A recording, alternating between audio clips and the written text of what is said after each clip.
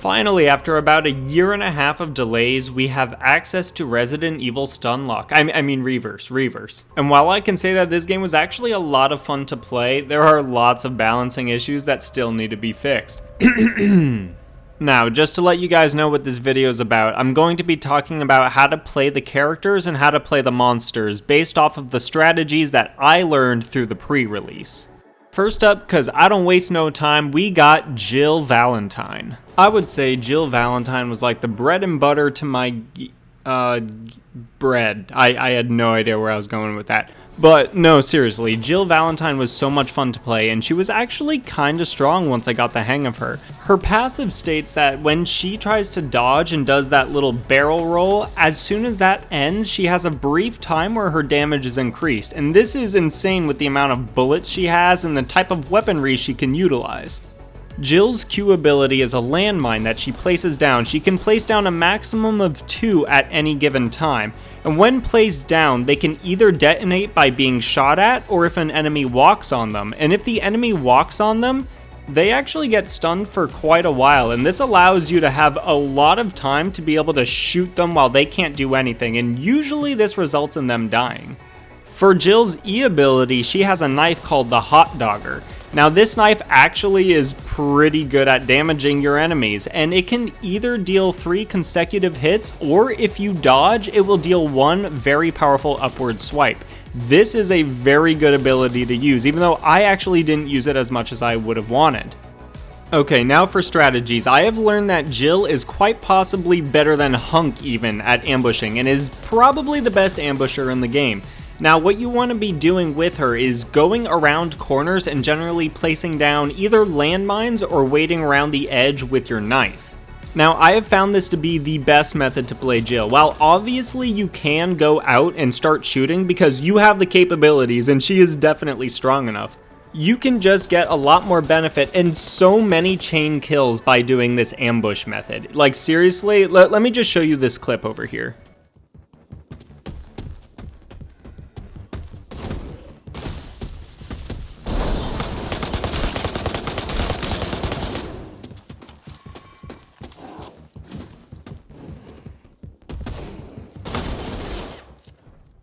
So yeah, Jill is just a super strong character and her strategies can just take her so far. But you know what, I think it's time we move on to the next character, and that is Chris Redfield.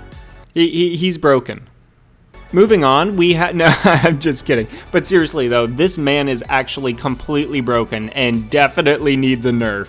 If I were to make a statement about Chris, I'd say he's the bioweapon destroyer, and this isn't only because of his passive, which basically allows him to deal more damage as his health is lower, but also his Q and D abilities. Now his Q ability is called Indomitable Spirit, and what it does is it allows him to take however much damage, all being lethal damage, and he will not die.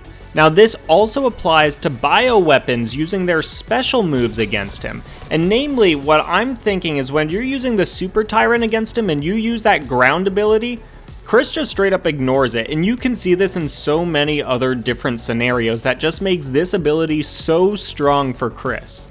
But you know what? I guess the developers thought, why stop there? He's already broken, so let's give him another ability, and that's what the E ability turned into. So Chris's E ability is simply named the AMG 78 powered exoskeleton, and this causes Chris to launch forward towards the target, whether it be bioweapon or player in front of him, and he can just smack them with his arm and stun them. Now, for most bioweapons, this basically just knocks them back and kind of, just dazes them for a little bit, allowing him to get a good amount of bullets or run away and pretty much successfully escape, which is already insanely strong. But when he uses it against another player, he can knock them on the ground, and usually it's long enough for him to get the kill on the player just by shooting them while they can't do anything. Okay, now that we've established how weak of a character Chris is, let's just go through his strategies. So basically what you want to do is press E and press Q. No, seriously, that is literally it. Whenever you're about to die, press Q, and whenever you're close to someone, press E, and just shoot anything that moves. There, you are already a good Chris player. Up next, we have Leon, and honestly, he's kind of crap. At least in my opinion, I don't think Leon is all that good. And here's the reason. A good Leon player, I've actually seen some decent plays, but I don't think I've ever seen an exceptional play from a good Leon player. And I think every other character can excel in one way or another with a lot of practice. So because of that, I don't think you can actually scale all that hard with Leon, thus kind of making him maybe even one of the worst characters that you can play with. Okay, so let's start with Leon's passive ability, Rookie Spirit, which allows him to partially gain health over time. This is like not useful.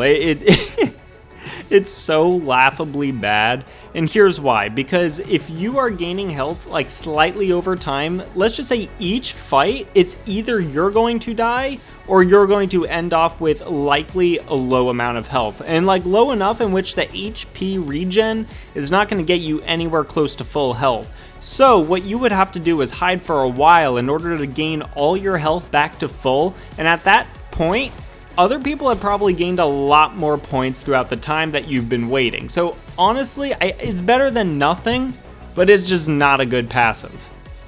Leon's Q ability is called Dual Wield, and now this is actually a good ability for Leon specifically, and this is because Leon is a very close range character. You can tell because his main weapon is a shotgun, and also his other ability, which we'll get to in a second, is close range. So this ability allows him to hold dual wield pistols and be able to fire at a distance. Now he does have this kind of like laser red sight, so everyone knows where he's aiming at, but honestly he can deal a lot of damage, especially when he picks up 2 virus capsules. So before we get to strategies, let's talk about Leon's Z ability, the roundhouse kick. This ability is actually pretty strong for him, and it allows him to have some level of crowd control. Now it does still go off of his close rangeness, so it doesn't really add any bit of variability, but whenever some player or creature is close to you, using this roundhouse kick can be very useful in knocking them back. The primary strategy for Leon is to try and close any kind of distance between you and your enemy, and this is because he's very close range, as I mentioned before. Now he does have those dual pistols. Trust me, that can help him out, especially with those 2 virus capsules, but he excels close range, and this is with his shotgun, which, by the way, if you aim for a while, the crosshair will kind of come together and it'll deal a little bit more damage, be a little bit more focused. But yeah, basically he just wants everyone to be close range to him so he can combo the roundhouse kick with his shotgun and just, you know, try different methods with those two.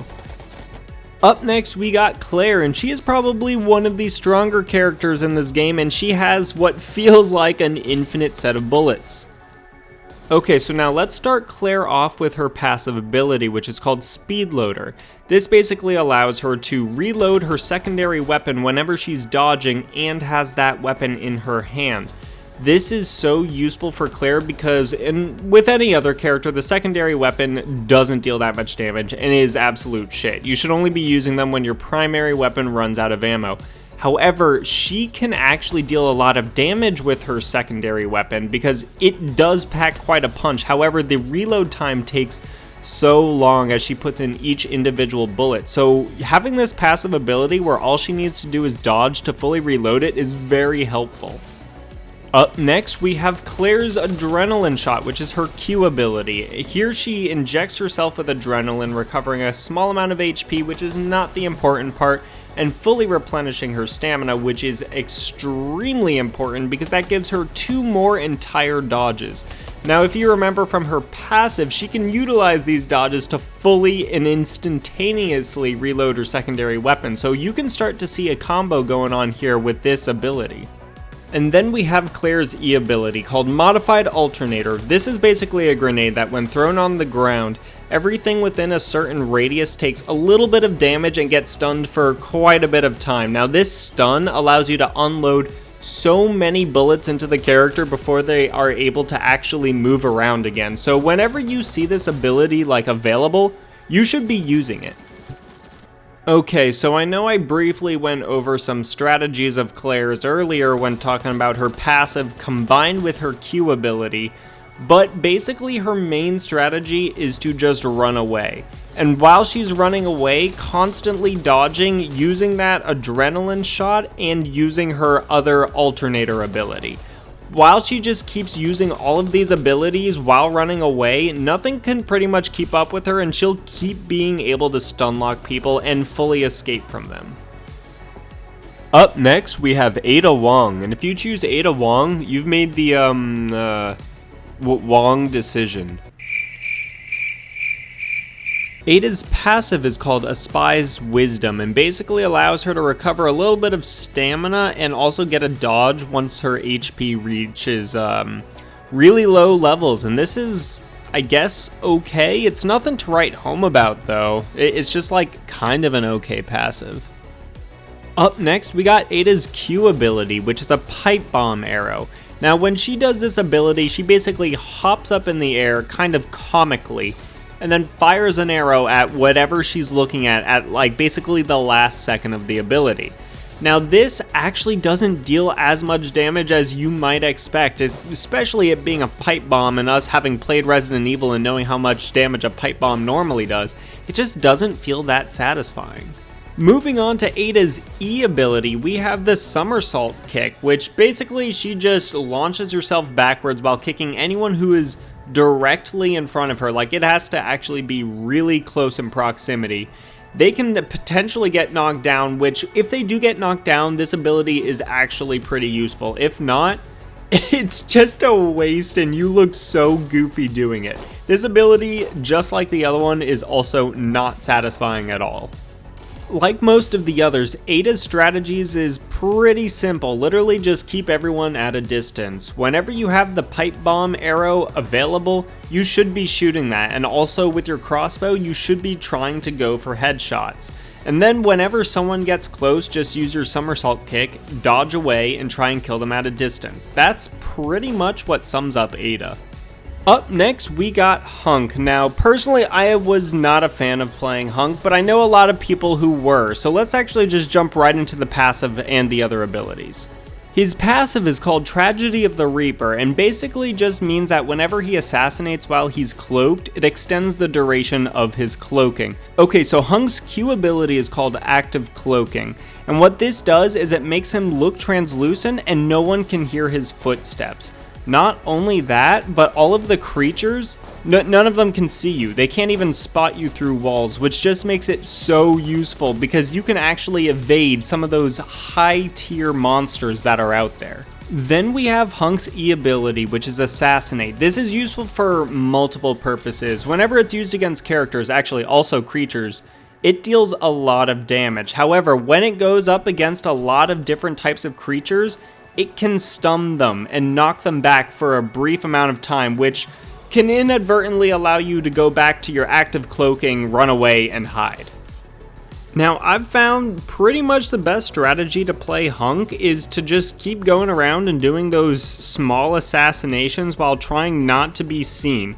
Whenever you get down to low health, pretty much just pop your camouflage ability, run away, and then just hold off, try and heal, get some herbs maybe, and then once you're back at full health, go around and continue assassinating, because you definitely want to keep that kill streak up.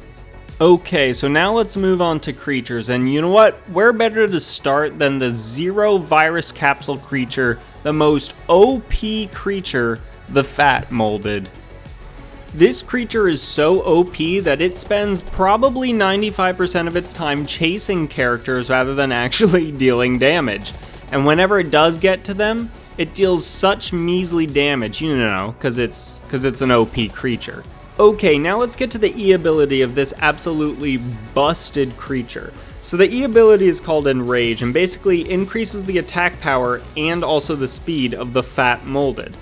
But while you use it, if you press E again, he then does a leap, dealing some kind of like shockwave damage, which honestly is so measly as well, just like his normal attacks.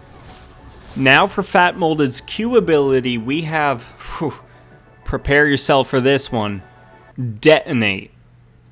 Yep, it's exactly what it sounds like. Okay, now seriously, all jokes aside, I probably use this ability more than any other ability in the game. And this is because Fat Molded is just simply not going to get you a lot of points. Sometimes you can just, run into the middle of a battlefield and then just detonate yourself, and that would probably get you more kills than actually trying to attack things. So honestly, I think the best strategy for Fat Molded is to just walk up to the nearest player and detonate. If there is no one nearby, then just detonate right there, because you'll just be wasting time, and time is precious in this game. So yep, Fat Molded is probably the most busted creature in the game. Anyways, let's now move on to 1 virus capsule creatures, and let's start off with Hunter Y, I believe it's called. Now this creature is honestly just pretty ugly, like what the fuck is this? But its abilities actually make it pretty interesting and somewhat unique, so let's go look into those. For the Hunter's Q ability, it has something called Devour. Honestly, this is actually the first ability we're talking about that has a kill move animation. However, I would not use this ability all that often. I think it makes sense when you know someone's at low health, because then you get this invincibility period as the animation is going. But other than that, it kind of just takes a while to set it up, and it takes a lot of like stamina or energy from the creature, and it takes a while to be able to do it again. So I would only use it when you know a character is at low health. Then we have the Hunter's E ability, which is called Acid Spray. I actually think this ability is rather strong, and it's because it can catch people in a perpetual stun lock. Literally, this breath weapon, which actually also goes a far distance, whenever it hits the impact, the character just keeps getting stunned, and you can do this like many times in a row, and it also deals damage, so this is actually a very strong ability. Now, the playstyle of this creature, as I said with the abilities, you should really just be using as Acid Spray at a distance and just staying literally at a distance, because you will just perpetually keep them in a stun lock. However, whenever they get close to you, using that Devour and using its melee attack can be pretty helpful, and it has sizable damage too. So this creature is, like, I'm not a huge fan of it, but it does have a lot of strengths. Up next, we have Jack Baker himself. I do enjoy playing with Jack quite a bit, and I think he's actually one of the more well-developed aspects of this game, but at the same time, he way heavily attributes to the stun lockage, which I think might be part of one of the weak points of the game, so there is a little issue there. Okay, so for Jack's Q ability, he has one that's called Welcome to the Family, and it is a hefty punch. When he does this against other creatures, he just makes them stunned for a little bit of time, which honestly is super helpful. But when he does it for players, he can send them flying, and honestly, the time that it takes for them to get back up, he can already have done another punch within that time frame. And when he does a punch and the player is at low health, he gets a finishing animation, which just renders him immune for a little bit while it's playing out. So that's a very strong ability, but then his E ability, which is Chainsaw Scissor Whirlwind, is also a very strong one because it can do a lot of stunning, because he basically does this whirlwind attack as he's moving in a direction, and he swings his chainsaw scissor around twice, so he can just get a whole bunch of people to be stunned with this move. Honestly, there isn't really much of a plan if we're talking about, strategies to playing Jack. Literally what you want to be doing is just chasing people, using your whirlwind ability, which actually makes you go pretty fast and you can catch up to them while still using it. And then if you ever surprise someone or they're at low health, just use your punch. You can take down anyone with Jack. Now we have reached the 2 virus capsule creatures, and this is the maximum amount of virus capsules you can hold at any one time. So these are the best creatures supposedly that you can be playing. So let's start off with the first one, Nemesis. Now I think this one, obviously you gotta give the props to the Fat Molded, but I think this one might be the strongest creature to play. Okay, so let's start off with Nemesis's Q ability, which is Pursuing Tentacle. Now with this attack, he basically strikes the ground, so he has a little burst of tentacles that's going like a close range around him. And then after that, anyone who's within a medium vicinity around him, a tentacle shoots up and kind of trips them, and it gets them stunned and also deals a little bit of damage. This attack with the initial burst can also potentially do a finisher move. Then, of course, we have Nemesis's oh my god, I hate it. Nemesis's E ability, which is Rocket Launcher. This ability is also pretty strong. It's not like a one-hit kill like Bane in Batman Arkham Origins multiplayer, but it still packs a punch, and you can hit people from like a mile away. This is such a good ability, and honestly, I think both of the abilities together, along with Nemesis's close range like attacks, just as mere punches, put him at like the tippity top of the creature power list. We're now down to the last monster, guys, and for the last one, and I think a little bit overrated because I actually don't think it's all that strong, we have the Super Tyrant. Okay, so let's start off with the Tyrant's Q ability, which is called Dashing Strike. What he does is he sticks his hand into the ground and goes a super long distance. Now, it does have a limit. And also, you can choose to stop this ground scratching by pressing either Q or hitting a target. And when that happens, he does this huge uppercut that does, honestly, a good amount of damage. And it also has a pretty cool and badass finisher. But the only issue with it, and a huge issue, is that it's so easy to avoid. Literally, all the characters have to do is just dodge. Seriously, one dodge can completely negate this huge build-up attack, and it is so annoying when that happens. Then there's the Titan's E ability, which is called Leaping Strike, and this is probably the one attack that you want to be doing a little bit more besides just the base clicking your mouse.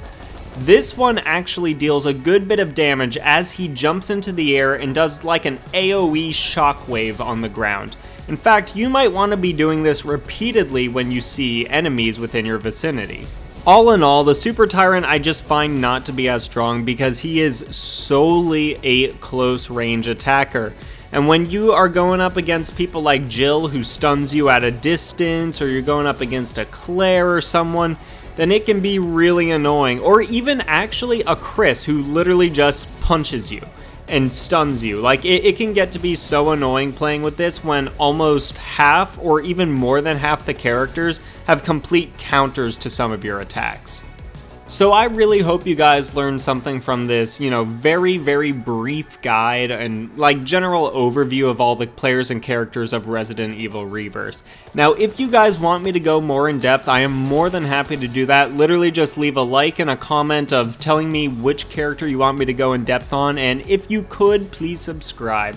That would be much appreciated. But I'll see you guys in the next episode, and thank you so much for watching.